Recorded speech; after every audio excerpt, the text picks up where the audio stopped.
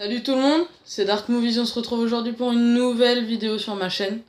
Déjà, je tiens à m'excuser pour vous avoir spoilé vendredi par rapport à ma vidéo sur Grave en fait, parce que je pense que les spoils étaient plutôt nécessaires sur ce coup-là, puisque c'était quand même un film assez choquant, voilà. Donc j'espère juste que si vous l'avez regardé dans le week-end, ça vous a pas trop choqué ou des choses comme ça. Dites-moi en commentaire. Tiens. Dites-moi si vous avez regardé, si vous avez regardé, qu'est-ce que ça vous a fait de voir ce truc.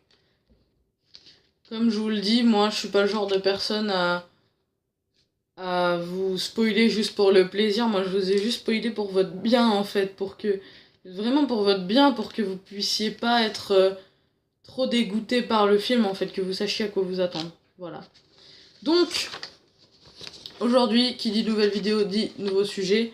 On va parler du film La Maison de Cire qui est sorti en 2005, réalisé par Jaume Collet-Serra. Voilà. Je ne pourrais pas vous dire si c'est un homme ou une femme. Je l'ignore totalement. Ce prénom ne m'indique pas du tout. Donc, c'est un film américano-australien. Donc, sorti en 2005, interdit au moins de 18 ans en France aussi. Quand même pour vous dire que celui-là est quand même pas très agréable à voir non plus pour certaines scènes. Je vais vous en spoiler quelques-unes, mais encore une fois, c'est un peu pour votre bien, pour que vous soyez pas trop dégoûté par certaines scènes. Parce que oui, je vous l'ai pas vendu comme ça, enfin je vous l'ai pas vendu entre guillemets, je vous en ai pas parlé de cette manière-là, comme je l'ai fait pour Grave ou comme je vais le faire pour La Maison de Cire, tout simplement parce que Saw c'est très connu et qu'on sait très bien que dans Saw il y a des scènes assez violentes.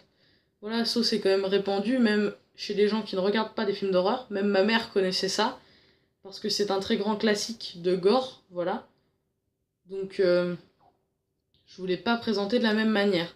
Donc, dans ce film, on va retrouver Elisha Cuthbert, qui va jouer le rôle de Carly Jones, donc une jeune fille qu'on va suivre pendant le film. Chad Michael Murray, qui va jouer le rôle de Nick Jones, qui est donc le frère jumeau de Carly.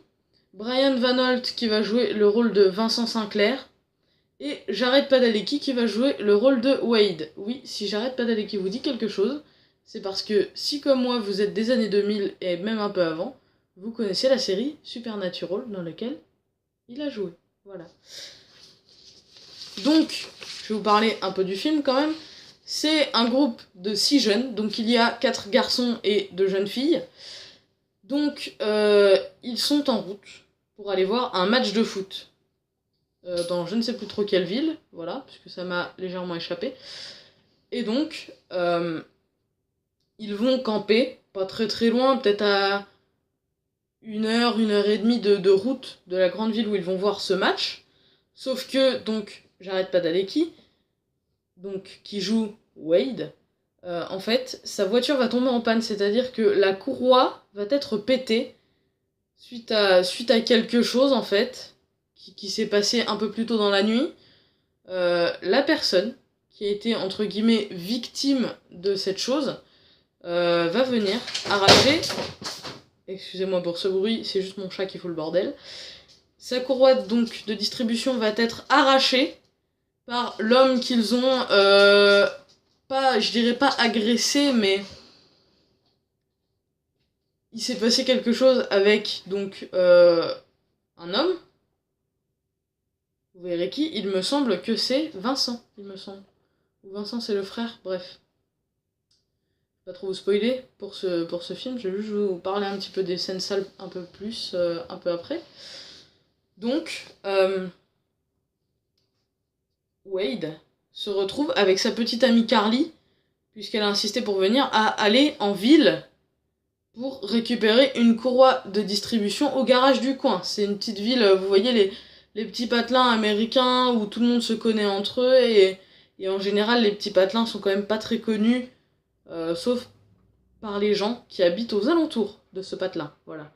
Donc ça c'est un petit peu, on va dire, la campagne, même si ça a l'air d'être une ville très sympathique quand même, il y a des choses et tout, il y a un cinéma, tout ça.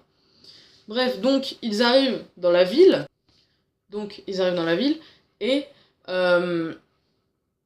ils vont donc au garage Et il cherche donc le garagiste, évidemment, parce que dans un garage, c'est un garagiste. Il n'y a personne. Dans toute la ville, en fait, il n'y a personne. Et donc, ils se rendent à l'église puisqu'ils entendent du bruit. Et en fait, ils se rendent compte que c'est...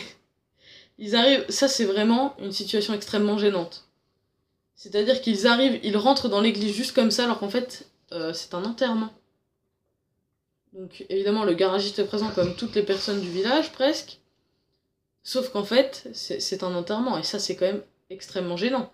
Vous imaginez, vous rentrez dans une église comme ça parce que vous cherchez de l'aide et vous arrivez en plein enterrement? C'est quand même vachement malsain. Surtout que le garagiste, on vous le dit pas d'emblée, mais c'était l'enterrement de sa mère. Vous comprendrez pourquoi, parce que je vais vous dire juste 2-3 trucs informatifs comme ça, mais c'était quand même l'enterrement de sa mère, c'est-à-dire que c'est quand même encore plus gênant.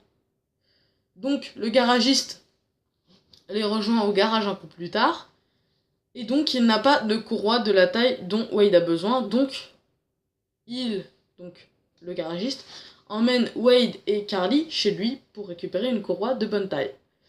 Wade entre dans la maison, parce qu'il veut aller aux toilettes, et donc Carly reste dehors, sauf qu'en fait, entre-temps, Wade se fait attraper par le frère du garagiste, qui a les cheveux très longs. Moi, je vous explique, en fait, pendant les 3/4 du film où on l'a vu, les 3/4 des moments où on voit le frère du garagiste, la longueur de ses cheveux et les plans extrêmement rapides fait qu'on ne voit pas bien son corps.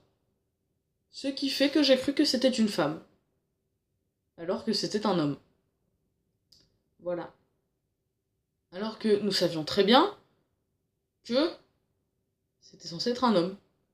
Je l'ai vu comme une femme. Mais c'était, si vous voulez, c'était la longueur des cheveux et les plans extrêmement rapides ont fait que je n'ai pas vu si c'était un homme ou une femme. Donc j'en ai déduit, je ne sais pas pourquoi, que c'était une femme. Voilà. Et après j'ai commencé à douter. Bref. Donc ils doivent s'en sortir. Wade, je vous spoil, je suis désolée, ne s'en sort pas, hein, très clairement. Et en fait, je vous explique, pendant qu'ils étaient à la recherche de personnes dans la ville, avant d'entrer dans l'église, ils sont arrivés devant la maison de cire, donc d'où le titre américain House of Wax, donc la maison de cire. Ils sont rentrés dans cette maison et ont constaté qu'en fait tout était fait en cire. C'est-à-dire que même les murs du bâtiment, comme les murs extérieurs d'une maison, vous voyez, tout était fait en cire. Les personnages à l'intérieur, on aurait dit des vraies personnes. Je vous le dis. On aurait vraiment dit des vraies personnes. Alors après, je sais pas si ils ont pris des statues de cire ou c'est des personnes à qui ils ont fait un peu un masque comme ça pour donner un petit effet d'être une statue de cire, je ne sais pas. Mais on aurait vraiment dit des vraies personnes pour les statues de cire, qui étaient dans n'importe quelle position, sachant que presque tout dans cet endroit était fait en cire. Même les plans de travail de la pièce qui était censée être une cuisine dans cette maison de cire étaient en cire. Tout était en cire. Donc, on apprend que c'était une femme qui s'appelait Trudy Sinclair qui voulait faire de cet endroit quelque chose de particulier, pas quelque chose de commun qu'on verrait dans n'importe quelle maison de cire à travers le pays, quoi. C'était pour ça que tout était en cire, et je pense que c'est quand même un film où il y a quand même pas mal de suspense, et c'est un petit peu sale. Donc, ça m'a plu de le regarder, je dis pas. Je vous donne mon avis quand même hein, sur le film. Ça m'a plu de le regarder, mais... Excusez-moi, j'ai la voix qui flanche. Ça m'a plu de le regarder, mais il y a quand même certaines scènes qui sont absolument horribles. Je vous explique à un moment donné. La jeune fille, Carly, ne revient pas avec Wade voir ses amis. Elle était censée récupérer la courroie, etc. Elle ne revient pas avec Wade. Elle se retrouve enfermée dans un sous-sol. La grille donnant sur le monde extérieur, elle est juste en dessous. Son frère est venu pour la chercher, il s'entretient avec une personne, je ne vous dirai pas qui, et la personne, voyant que Carly essaye de faire passer son doigt à travers la grille pour que son frère puisse la voir et qu'il vienne l'aider, il voit ça, qu'est-ce qu'il fait? Il prend sa pince coupante, il lui coupe le doigt. À quel moment ça lui a pris de couper un doigt comme ça déjà. C'est-à-dire que le mec, il a fait ça comme quand tu manges des pâtes en fait. Il a fait ça de façon tout à fait naturelle, comme quand tu te fais du café ou des choses comme ça. C'est tellement naturel, on dirait que il fait ça tous les jours quoi. Ça déjà, ça m'a surpris. Ce qui m'a le plus surpris ensuite, c'est ce qu'on découvre sur la maison de cire. Alors je vais éviter de trop vous spoiler. Simplement, je suis désolée pour ce spoil, qui est quand même un spoil absolument énorme et qui vous fait comprendre à peu près les 3/4 du film. L'ami Wade est retrouvé par un gars qui s'appelle Dalton, donc qui fait partie du groupe de jeunes, qui est venu les chercher, Carly et Wade, avec Nick, le frère jumeau de Carly. Ils se séparent tous les deux, donc Nick et Dalton se séparent tous les deux. Dalton arrive dans la maison de cire et voit son pote Wade assis devant le piano. Et il lui dit, bah Wade, qu'est-ce que tu fais? Viens, on va chercher Carly, Nick il est en train de la chercher. On voit simplement les yeux de l'homme qui bouge, c'est-à-dire que vous avez le visage comme ça, parfait, de la statue de cire, extrêmement lisse, etc. Et vous voyez uniquement les yeux qui vont bouger. C'est-à-dire que les yeux, en fait, ils font juste ça. Voilà, et c'est quand même très très perturbant. Et on l'entend faire des petits bruits du style genre, essaye de me sortir de là. Il essaye un peu de lui demander de l'aider. Sauf qu'en fait, en voulant l'aider et en essayant d'enlever la cire qu'il y a sur son visage de ce côté-là, il me semble, en fait, il enlève la chair qu'il y a en dessous. On voit, je sais pas si vous avez déjà vu, par exemple, dans certains films, je ne sais plus trop quel film j'avais vu ça, un film d'horreur, pareil, on voit la chair qu'il y a en dessous. Parce que là, en fait, vous avez la couche ici, vous avez votre peau comme ça, et en fait, la cire était tellement dessus que ça a accroché la peau, et en fait, quand il l'a enlevé, on a vu toute la chair qu'il y a en dessous. Et en fait, il a tellement enlevé à un moment donné que on voit quand même, je vous montre vite fait comme ça, on voit quand même les dents ici, sans les lèvres et sans la peau. C'est-à-dire que le mec lui a arraché la moitié du visage. C'est quand même... surtout qu'il voit en enlevant rien qu'un petit morceau de cire que la chair de son pote Wade part avec, mais il continue quand même. À quel moment tu continues d'essayer d'enlever la cire de ton pote si tu vois que ça lui arrache le visage? À quel moment? Je suis désolée, mais je ne peux pas. Ça m'a choquée. Enfin, je suis désolée, moi ça m'arrive, ça arrivera pas parce que c'est extrêmement bizarre et que c'est que dans les films. Moi ça m'arrive, je vois que ça arrache la peau de mon pote, je vais pas continuer. C'est absolument logique en fait. Donc, enfin voilà. Vous regarderez, vous me direz ce que vous en avez pensé. Parce que franchement, moi je l'ai trouvé très très bien. Il y a du suspense, il y a une histoire derrière, etc. La fin, je m'y attendais pas du tout. Franchement, la fin, c'est tout a l'air tellement... vous verrez, mais en fait, le film a été tellement bien fait que la fin m'a vraiment beaucoup surpris. Je m'y attendais pas du tout. Et quand j'ai vu la fin, avec l'explication un petit peu de tout ça, j'ai eu un bug. Parce que, franchement, je m'y attendais pas du tout. Et donc voilà, ça m'a vraiment choqué de voir ça. On voit beaucoup de choses. Il y a... Il y a beaucoup de trucs, vous verrez.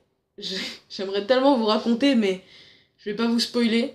Pour ceux qui l'ont vu, écoutez, dites-moi en commentaire ce que vous en avez pensé, certaines scènes, voilà.